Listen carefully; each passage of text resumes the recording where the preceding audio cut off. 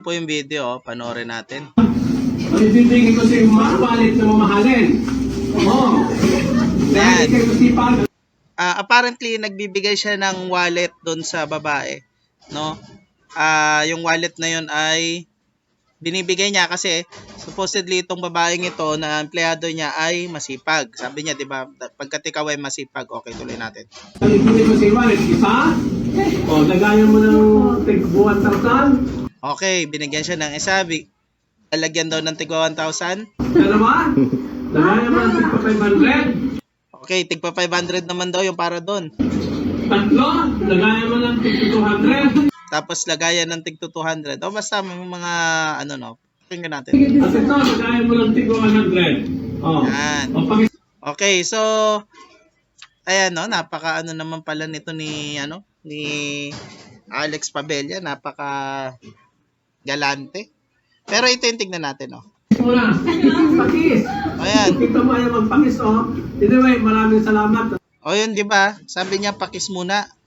Pakis daw muna. Tapos sabi pa, tignan nyo, ayaw magpakis. Ganun. At binigyan ko ng wallet ng aking mga mahal na guests. Okay, ano masasabi natin yan? So ano yung issue dito at anong masasabi natin? I think kung improper yung ginagawa ni Alex Pabella doon sa empleyada niya, pwedeng pumasok yan sa sexual harassment eh. Ano ba ang sexual harassment? Ang sexual harassment dapat yung offender ay may moral ascendancy sa kanyang victim. Ano yung moral ascendancy? Ibig sabihin, hindi ko ma-explain masyado, no? Pero ganito yung moral ascendancy. Kunyari yung coach sa mga players niya, 'di ba? So, kung yung coach ay nagiging improper sa kanyang mga player, pwede maging sexual harassment, 'di ba? Ano pa? So, for example, yung teacher sa kanyang yung teacher sa kanyang mga student, ganyan. O kaya in this situation, 'di ba, yung employer sa kanyang empleyada, no? Nakikita natin masaya naman yung babae, 'di ba? Tumatawa siya, ganun, tumatawa. 'Di ba? Pero hindi natin alam, no? Hindi natin alam. Siguro malamang okay lang rin din sa kanya 'yon kasi alam niyang nagjo-joke lang si Alex. Pero paano mo malalaman kung nagjo-joke lang yung tao o hindi? We cannot normalize that behavior eh. 'Di ba? Kasi for example, 'di ba?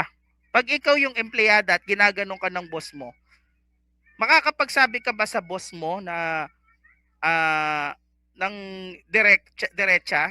Yung ibang tao kasi 'di ba medyo natatakot para sa kalagayan nila sa kumpanya, baka matanggal sila sa trabaho dahil lang pumalag sila sa joke na 'yon. Yan yung pinaparusahan ng sexual harassment.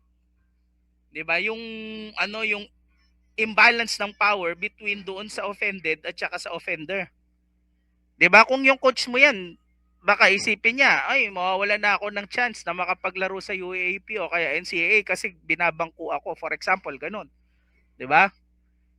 Kaya yung teacher, 'di ba? So nakikita niya naman siguro yung moral ascendancy, no?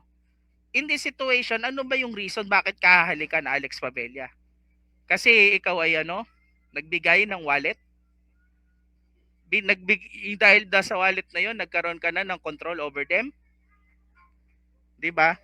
So, no, I don't think this is okay. This is an okay behavior.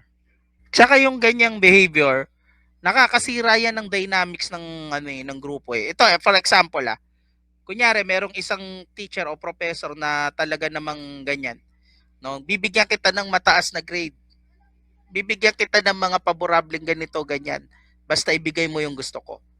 Tapos tumanggi ka. So dahil doon bumaba yung grades mo, for example. Ngayon, 'di ba, nasira yung integrity yung academic integrity kasi baka naman talagang bumaba ka pero iniisip mo ang tawag dito, pinepersonal ka nung prof mo na yon. On the other hand naman, meron kang nakitang isa mong kaklase, ang galing-galing niya, ang taas-taas ng grades niya, isipin mo, ay itong taong to kaya siguro to tumataas yung grades kasi pinagbigyan niya si sir. Nakita nyo, nasira yung integrity ng academic, yung tinatawag nating academic integrity. Ngayon kung nasa workplace yan, paano naman yung maayos na nagtatrabaho, tapos biglang napopromote, tapos pagchichismisan siya, ay kaya lang naman na ganyan yan kasi pinagbigyan niya si sir. 'Di ba? So, actually, talagang social issue yung pagkakaroon ng sexual harassment sa kahit saang lugar, no? We should not tolerate this kind of behavior. Ngayon, syempre nakakaranas ito si Alex Pabella ng ng pambabash at saka mga hindi magagandang komento tungkol doon sa mga pinakita niya. Kaya ngayon, sumagot siya. Tignan nyo kung paano yung sagot, ha. Papakita ko sa inyo, mga kapatid. Yan. So, after ilang araw niya, 'di ba, na after ilang araw niyang i-post yung kanyang masagwa na ginawa dito, no? Nagpakita siya na buwelta sa mga nambabash sa kanya. Sabi, wag maiinggit ha, pikit mata lang sa grupo ni Food Panis. As usual, gano'n na naman yung sagot niya, no? Basically, mas marami akong pera sa inyo, mas tama ako. Ganun yung sinasabi niya. So, tingnan natin, no? Pakinggan. Ministro, eh, porque request ka, senyor Matatago, bibigyan kita. Maraming salamat. Oh, wag mo ibibigyan ng laso niyan.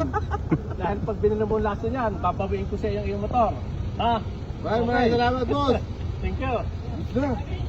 Basically, tinatry niyang tapalan yung issue at saka yung mga pababasa sa kanya sa pamamagitan ng pagpapakita na meron siyang pera. At kapag inggit daw, pumikit na lang. 'Di ba? 'Yun yung sinasabi niya. So, parang no, ito yung typical na yung matanda na kapag wala ka nang maisagot, ang gagawin mo na lang, sasabihin mo, mas marami ako nagawa kaysa sa'yo, mga ganon. Eh, hindi naman yun yung issue. O kaya, mas marami akong pera tungkol sa'yo. Kahit hindi naman yun yung issue. 'Di ba? Halatang halata na itong taong ito ay may insecurity sa katawan at ang akala niya, ang be all at end all ng lahat ng tao ay magkaroon ng pera. No? Nakakalungkot. Kasi, sa pera umiikot yung buhay niya. At yun yung kanyang buong identity. So, ang hirap na lang magsalita, no, sa mga ganyang uri ng tao. Bilang pagwawakas dito sa komentaryo natin na ito, gusto kong bigyan ng diin na ang ganyang mga gawain, no, yung sexual harassment, no?